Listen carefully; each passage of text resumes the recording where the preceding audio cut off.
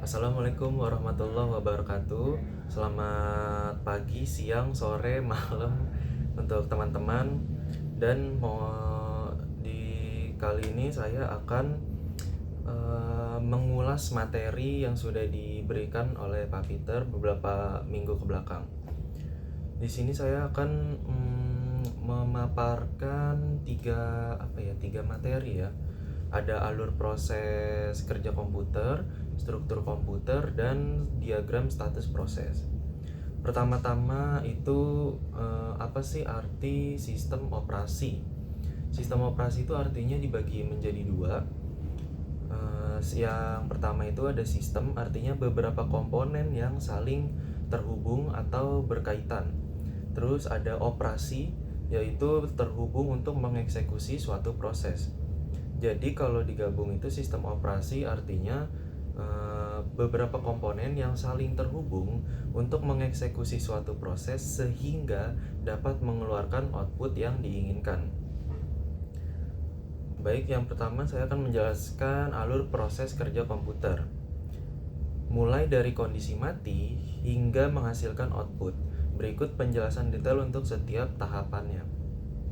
Yang pertama itu ada tahapan inisialisasi dan booting. Tahap awal ini berfokus pada bagaimana perangkat keras dinyalakan hingga sistem operasi siap digunakan. Yang pertama itu dari komputer ke turn on, yaitu proses menekan tombol daya atau power, ya kan? Saat ini terjadi komputer melakukan power on self test untuk memeriksa apakah komponen perangkat keras utama seperti RAM, prosesor, dan keyboard berfungsi dengan baik. Lanjut ke boot. Tahapan awal ini di mana komputer mulai memuat sistem dari penyimpanan ke memori. Lanjut ke kernel. Sistem memuat bagian paling inti dari sistem operasi atau kernel. Kernel inilah yang bertugas mengelola komunikasi antara perangkat lunak dan perangkat keras.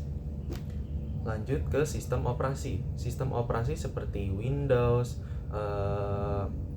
Linux atau macOS ini aktif sepenuhnya. User atau pengguna kini mulai bisa berinteraksi dengan perangkat keras melalui perangkat OS.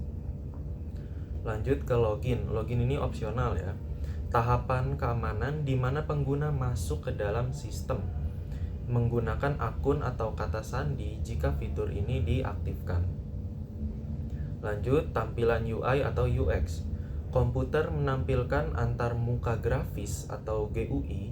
Ini adalah apa yang kita lihat di layar, ya kan? Desktop, icon, menu yang dirancang untuk memberikan pengalaman user yang nyaman.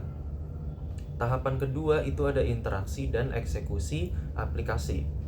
Tahap ini menjelaskan bagaimana aplikasi yang kita pilih diproses oleh sistem internal komputer.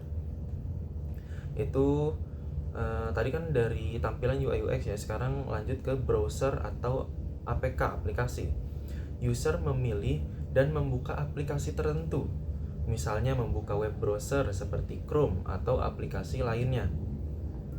Lanjut ke proses. Aplikasi yang tadinya diam di dalam penyimpanan hard disk atau SSD kini berubah status menjadi sebuah proses yang aktif berjalan di sistem. Lanjut ke RAM atau memori utama, Random Access Memory.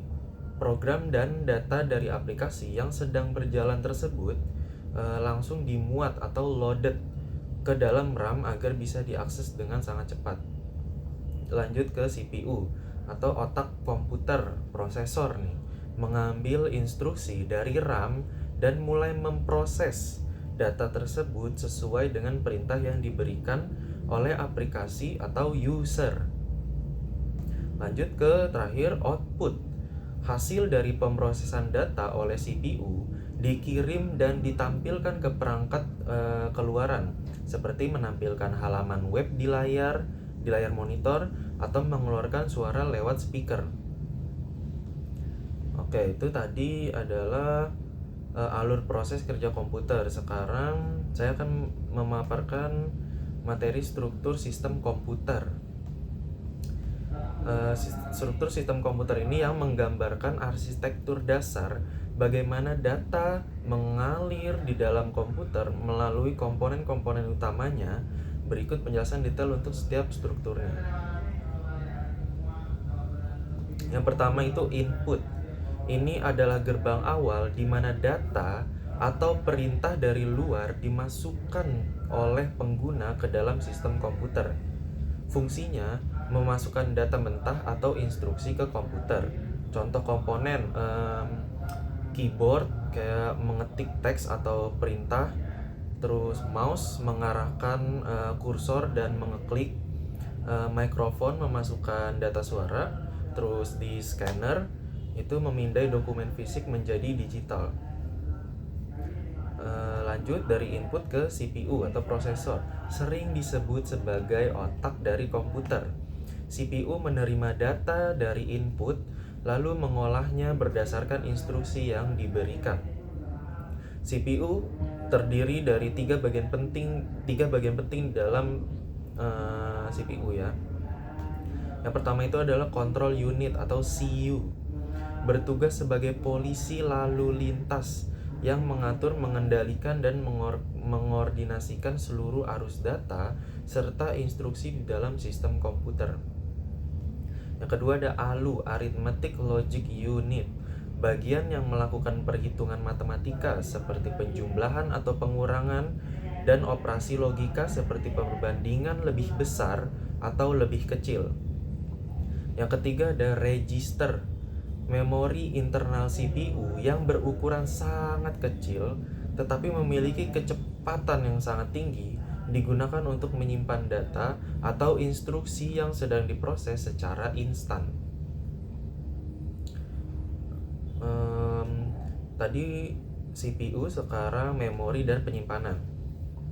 Data yang diproses oleh CPU membutuhkan tempat penampungan.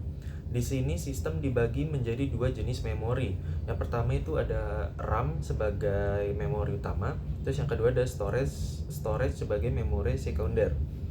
Pertama RAM dulu ya. Fungsinya menyimpan data dan instruksi program secara sementara saat komputer sedang menyala dan proses sedang berjalan. Sifatnya RAM ini volatile atau datanya akan hilang total ketika komputer dimatikan atau kehilangan daya. CPU berinteraksi langsung secara bolak-balik dengan RAM untuk mengambil instruksi dengan cepat. Yang kedua itu ada storage atau memori sekunder. Fungsinya menyimpan data, berkas, dan sistem operasi secara permanen. Sifatnya non-volatile atau data tetap tersimpan aman meskipun komputer dimatikan. Contoh, HDD hard disk drive, SSD solid state drive, dan flash disk. Ketika kita membuka program yang ada di storage, data program tersebut akan dipindahkan ke RAM. Jadi datanya ini load ke RAM terlebih dahulu sebelum dieksekusi oleh CPU. Yang keempat, output. Setelah data selesai diolah oleh CPU, hasilnya harus dikirim ke perangkat luar agar bisa dipahami atau digunakan oleh manusia. Fungsinya menampilkan atau mengeluarkan hasil pemrosesan data. Contohnya, komponen monitor menampilkan visual atau gambar, printer mencetak dokumen ke kertas, terus speaker mengeluarkan suara. Jika struktur komputer ini dirangkum, interaksinya itu seperti pengguna memberikan perintah melalui input, lalu data dikirim ke CPU. Kemudian CPU bekerja sama dengan RAM dan storage untuk mengolah data, dan hasil akhir yang sudah matang dikirim ke perangkat output untuk dilihat atau didengar oleh pengguna. Nah, yang ketiga saya akan menjelaskan diagram status proses. Dalam sistem operasi, diagram ini menggambarkan siklus hidup atau life cycle dari sebuah program atau proses sejak pertama kali dibuat hingga selesai dieksekusi oleh CPU. Berikut penjelasan detailnya. Yang pertama itu saya akan menjelaskan 5 status utama proses.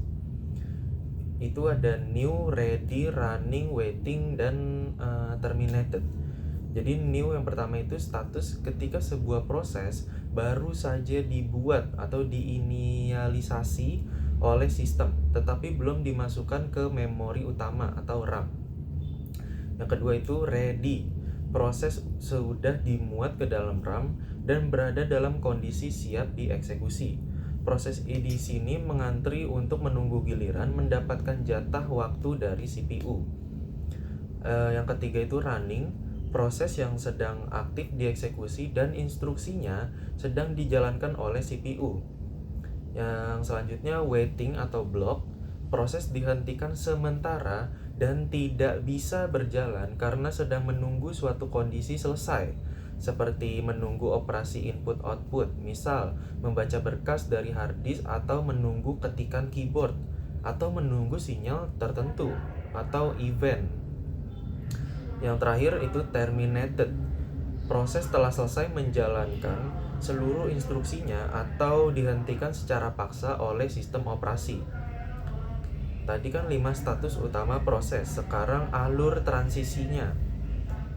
Itu ada admitted, dari new ke ready. Jadi admitted ini dari new ke ready, itu artinya proses yang baru dibuat disetujui oleh sistem operasi untuk masuk ke antrian utama di dalam memori RAM. Selanjutnya ada scheduler dispatch, dari ready ke running.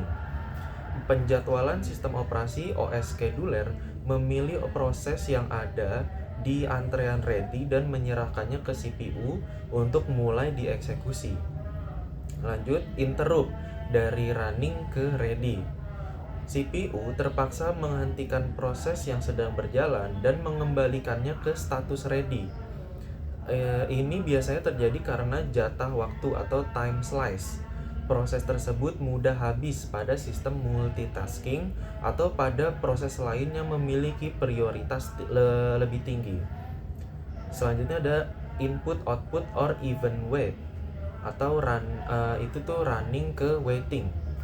Ketika sedang berjalan, proses tersebut tiba-tiba membutuhkan data eksternal seperti meminta input pengguna atau membaca dokumen.